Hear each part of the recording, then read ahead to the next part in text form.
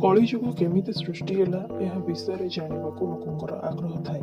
ଆପଣ ଜାଣନ୍ତି କି ଜଣେ ଋଷିଙ୍କ ଅଭିଶାପରୁ ସୃଷ୍ଟି ହୋଇଥିଲା କଳିଯୁଗ। ହେଲେ କିଏ ଥିଲେ ସେ ଋଷି ଯାହାଙ୍କ ଅଭିଶାପରେ ସୃଷ୍ଟି ହୋଇଥିଲା କଳିଯୁଗ?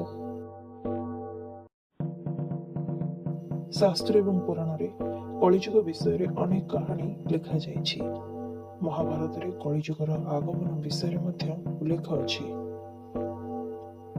ଆଉ ଏଇଥିରୁ ହିଁ ଜଣାପଡେ ଯେ ଜଣେ ସାଧୁଙ୍କ ଅଭିଶାପରୁ କଳିଯୁଗର ଆରମ୍ଭ ହୋଇଥିଲା।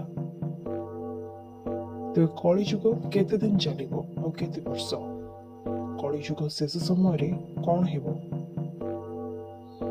ଆସନ୍ତୁ ଜାଣିବା ସେହି ଋଷିଙ୍କ ବିଷୟରେ ଯାହାର ଅଭିଶାପ ଫଳପ୍ରଦ ହୋଇଥିଲା ଆଉ ଆରମ୍ଭ ହୋଇଥିଲା କଳିଯୁଗ, ଯାହା ବିଷୟରେ ମହାଭାରତର ଆଦି ପର୍ବରେ ଲେଖାଯାଇଛି। ତେବେ ଏହା ବିଷୟରେ ସମ୍ପୂର୍ଣ୍ଣ ଭାବେ ଜାଣିବାକୁ ଚାହୁଁଥିଲେ ତଳେ ଦିଆଯାଇଥିବା ଲିଙ୍କକୁ କ୍ଲିକ୍ କରନ୍ତୁ ଏବଂ ଦେଖନ୍ତୁ ସମ୍ପୂର୍ଣ୍ଣ ଭିଡିଓ।